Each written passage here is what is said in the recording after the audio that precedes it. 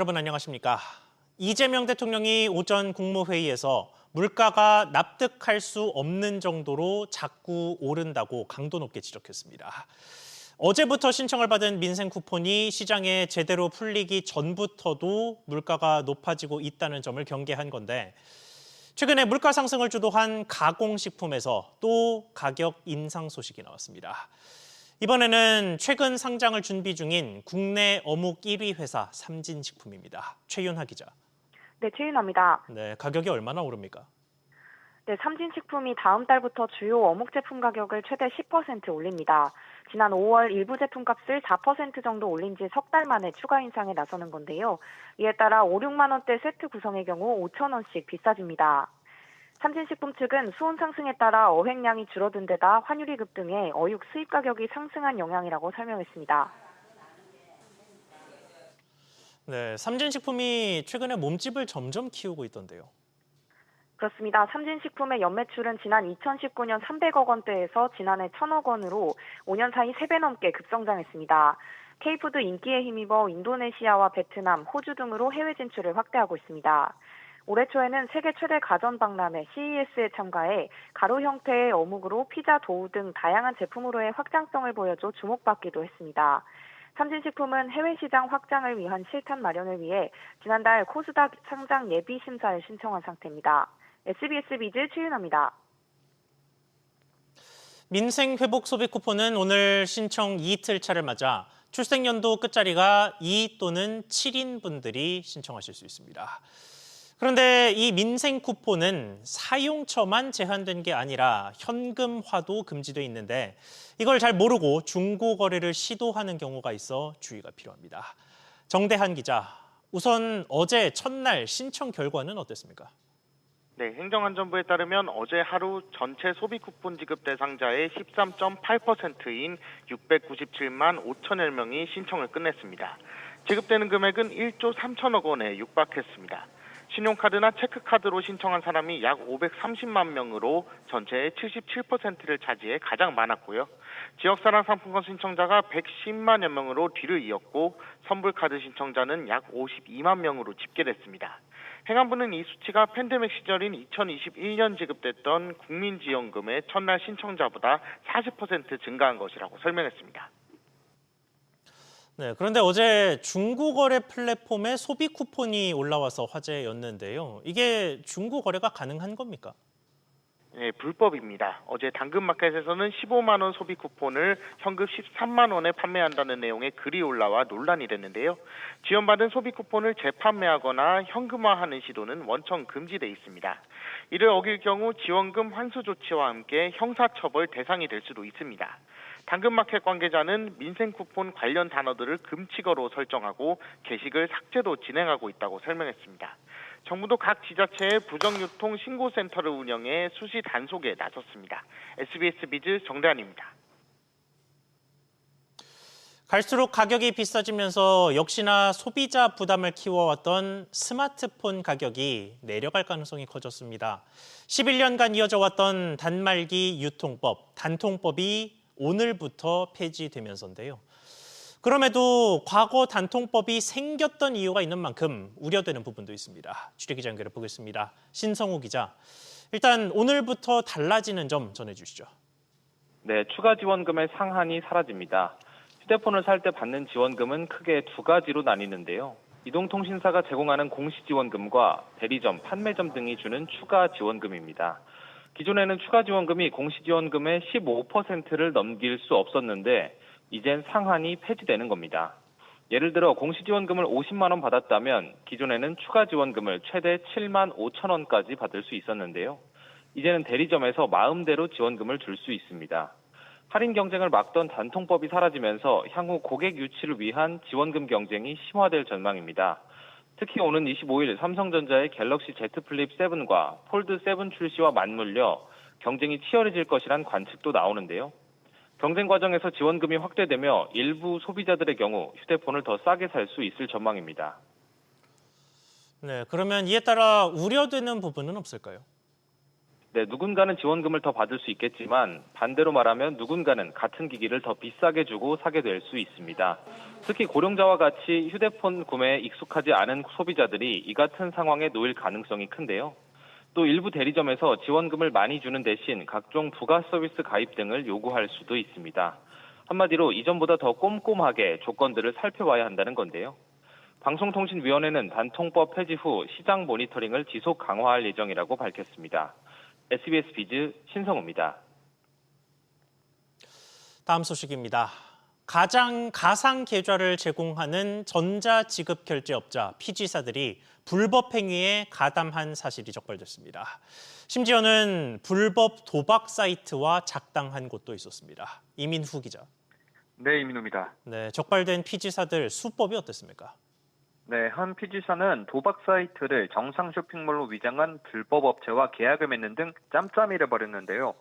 피지사는 불법 조직의 가상 계좌를 개설하고 피해자와 도박 자매들로부터 입금을 받은 뒤 받은 금액에서 거액의 수수료를 편취한 뒤 다시 불법 조직에 돌려주는 등 자금 세탁을 도왔습니다.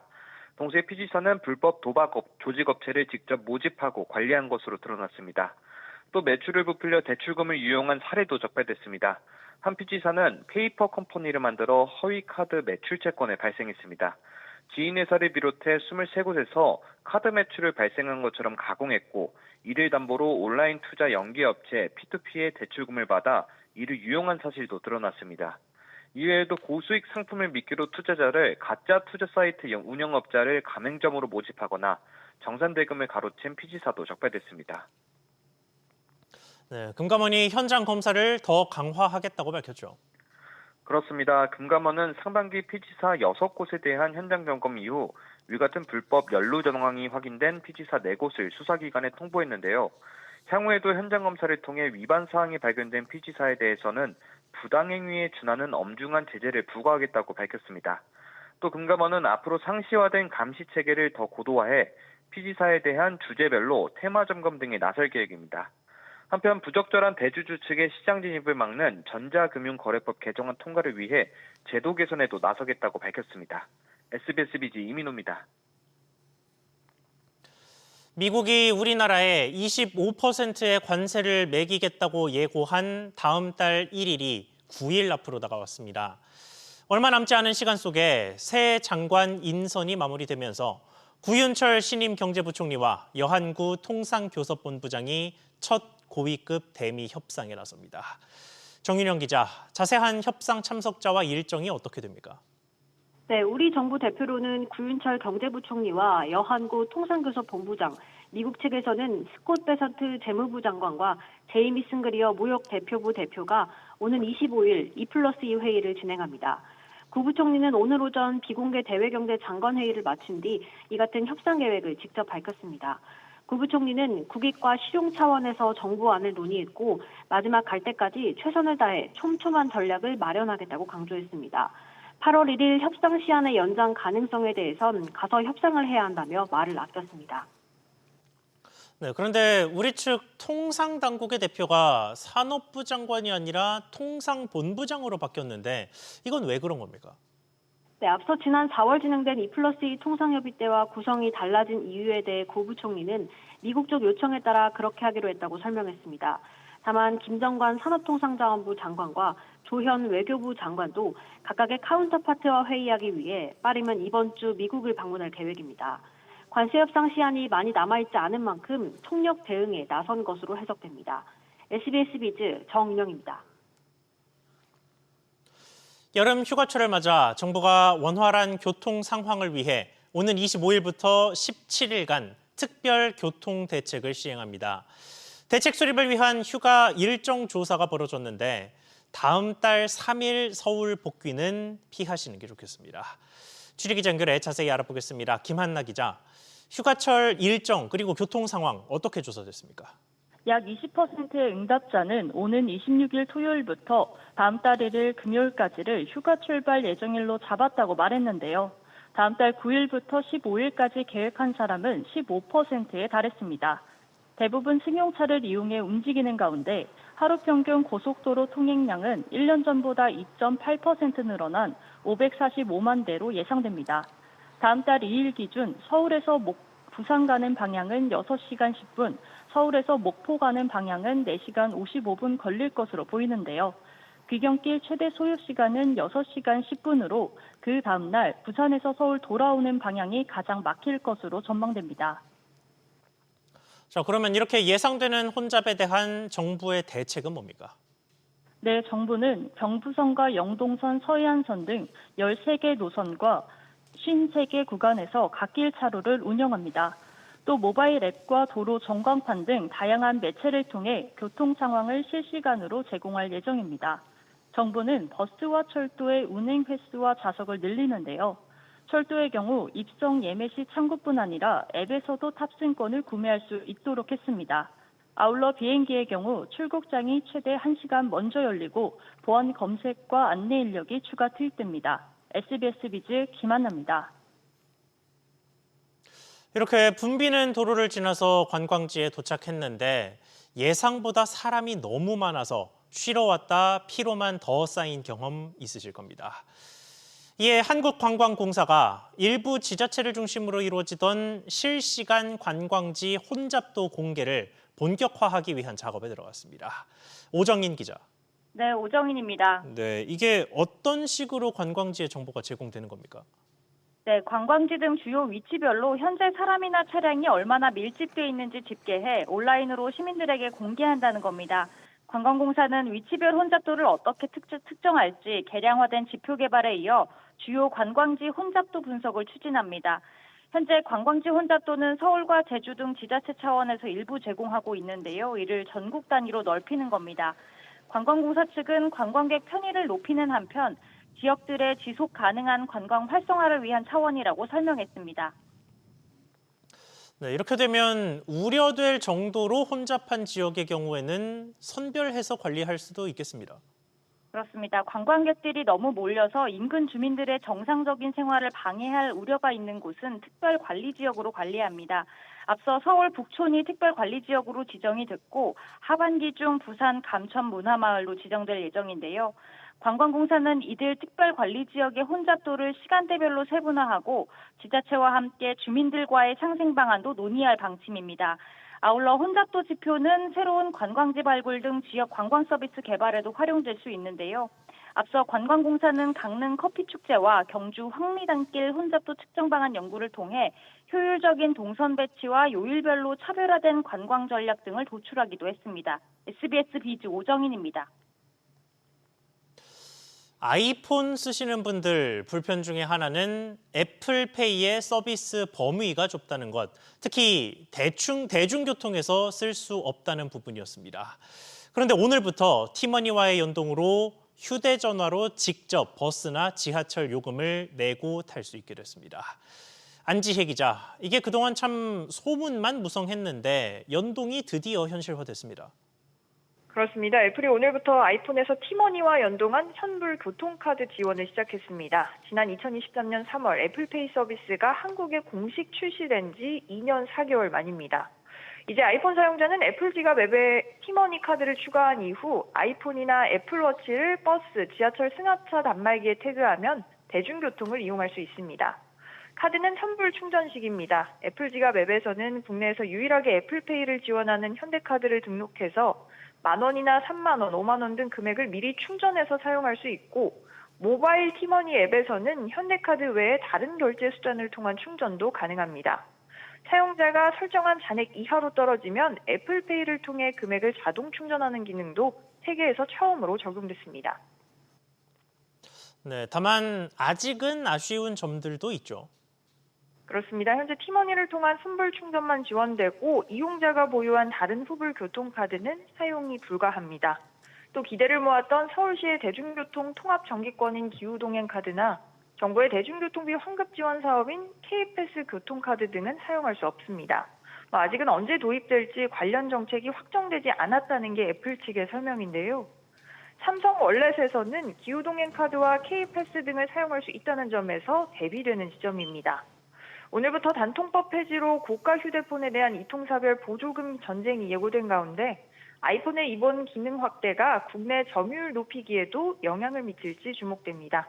SBS 비즈 안지입니다. 서민금융진흥원이 연체자 관리를 더 촘촘하게 하기로 했습니다. 갚을 여력에 보이면 일부라도 받아낼 수 있도록 시스템을 바꾼다는 건데요. 그런데 이 시스템 개편이 대출 심사 강화로도 이어질 수 있다는데 무슨 내용인지 짚어보겠습니다. 오수영 기자, 시스템이 어떻게 바뀐다는 겁니까? 네, 서민금융진흥원이 다음 달부터 10달 동안 정책 서민금융 보증상품 시스템을 전면 개편합니다. 고객별로 연체나 상환 내역을 실시간으로 확인할 수 있도록 시스템이 바뀌는 건데요. 원래는 서금원 채권관리 직원과 대출 심사 직원에게 보이는 고객별 채권관리 화면이 각각 달랐습니다. 17억 2천만 원을 투입하는 이번 시스템 개편 이후로는 서금원 직원들에게 보이는 고객별 채권관리 화면이 일원화됩니다. 새 대출을 내어줄지 말지, 그리고 한도는 얼마가 적당할지 등을 심사하는 직원에게 기존 대출의 연체나 일부 상환 내역 등이 한눈에 보이게 되는 거라서 고객 입장에선 과거보다 심사가 까다로워진 것처럼 느껴질 수 있습니다. 네, 그러니까 직원들이 보는 화면이 바뀐다는 건데 고객 편의가 높아지는 게 편이다라는 말이 있습니다. 이거는 무슨 내용입니까? 네, 대위변제 채권의 회수용 가상계좌가 현재는 상품별로 제각각인데요. 이번 시스템 개편 이후로는 고객마다 하나로 계좌가 일원화됩니다. 현재는 고객이 원리금을 납입할 때 어떤 상품을 갚아야 하는지 헷갈리고 오입금하는 등의 불편도 있었습니다. 서금원 직원 입장에서도 고객이 어떤 상품을 얼마나 갚았는지 일일이 확인해야 해서 업무 비효율이 있었는데요. 10달 동안 진행될 이번 개편 이후에는 채권 원장에 등록돼 있는 손해금과 채무자가 가상계좌에 소액이라도 입금한 금액이 실시간으로 비교돼서 일부나마 회수 처리를 할 수 있는 시스템이 구현됩니다.